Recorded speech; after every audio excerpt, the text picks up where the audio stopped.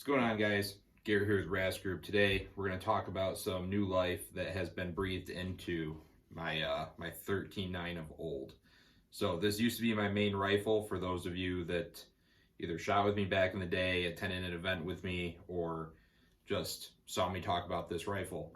Let's dive into it, and we're going to talk about it and say kind of what's new, what I'm doing with it, what my plan is, and go from there. So same muzzle device as always.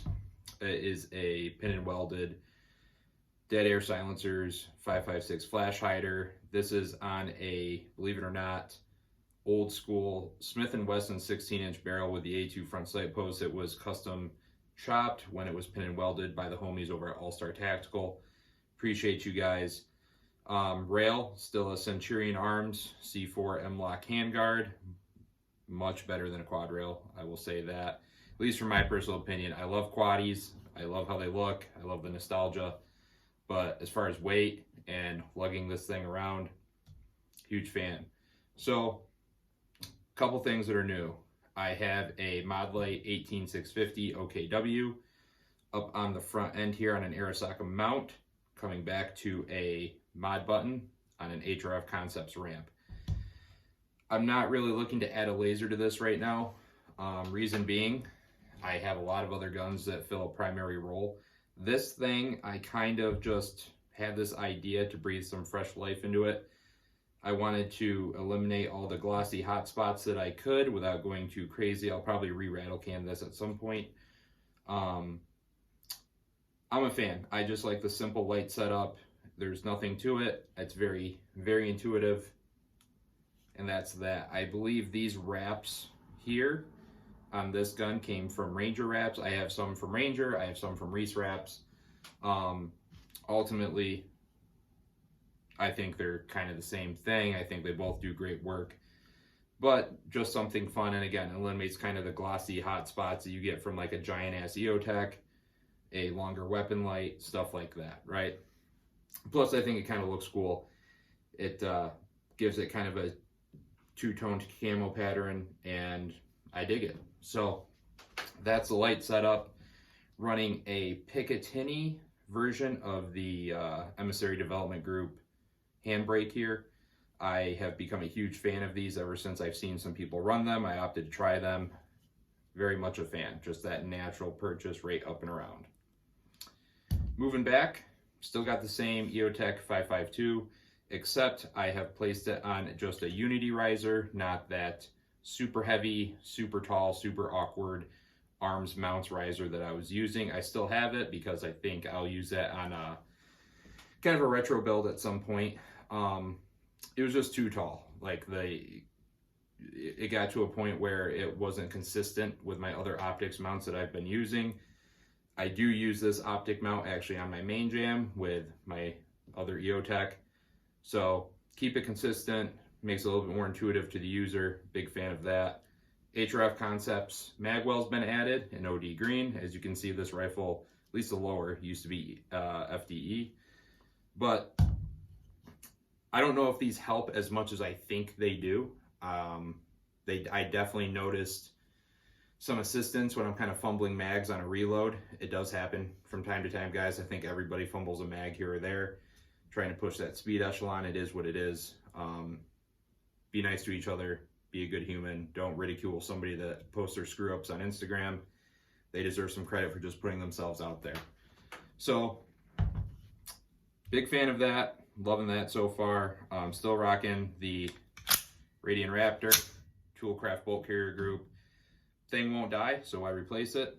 Classic Send Nudes dust cover. Shout out to the boy and homie. It's Miller time over on Instagram. Miller spelled A-R, not E-R.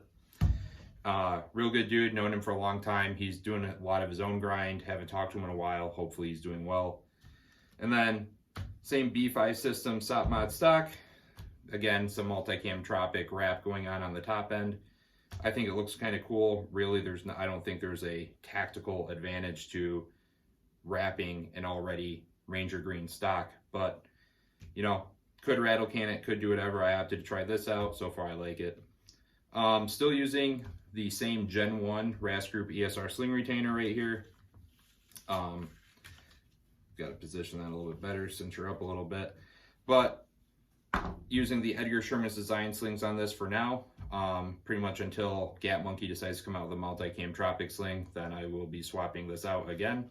Someday this sling will have a permanent home. I really do think Edgar Sherman and Gap Monkey, the two of them make probably the best sling in my personal opinion, at least as far as I've used. I'm sure, you know, how different can a 2-point sling be from one 2-point sling, at least especially in modern day gun culture.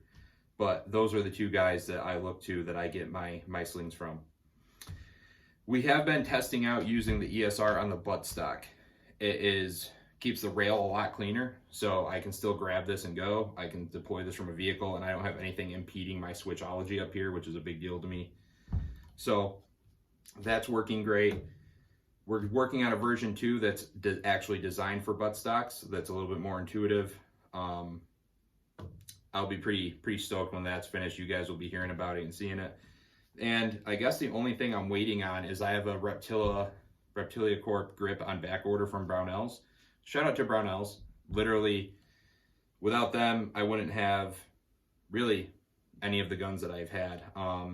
They've kind of helped us along the way, helped me specifically along the way. Love those guys. Make sure you check them out for your firearms needs. Use code BOP10 for 10% off orders over $150. If you decide to pick yourself up a Mod Light OKW 18650, save yourself 10%. At least I think so. Maybe it doesn't work on Mod Light. Don't quote me, but it should. So this is the build as of right now. I'm looking at making this kind of a dedicated, I don't know, outdoor task gun when I go out in the woods to just do some work or something. Bring this thing with me. It's reliable, it functions, it's nothing fancy, nothing pretty. I would actually beg to differ. I think it is pretty, but in modern day standards, this is not an impressive rifle for most people. It's very simple, very streamlined, but it's mine. I built it, and like I said, it runs. So at the end of the day, guys, remember, the gear doesn't matter, the shooter does. Get out and get your training in. That's really all I got. This is just an update video. So if you're so inclined, check out the website, rasgrouptraining.com. We are, if you're local to the Western New York area, we are now offering pistol permit courses. We got 2 training courses posted up right now as well. April 30th, a little less than a week away. We got Pistol 2 class, so you probably won't be able to make that. But the big thing we're pushing is Madison, Ohio, collaborative class with Archangel Tech Med, EDC medical class. So EDC medical stuff in the morning, learning about your trauma care and all that stuff.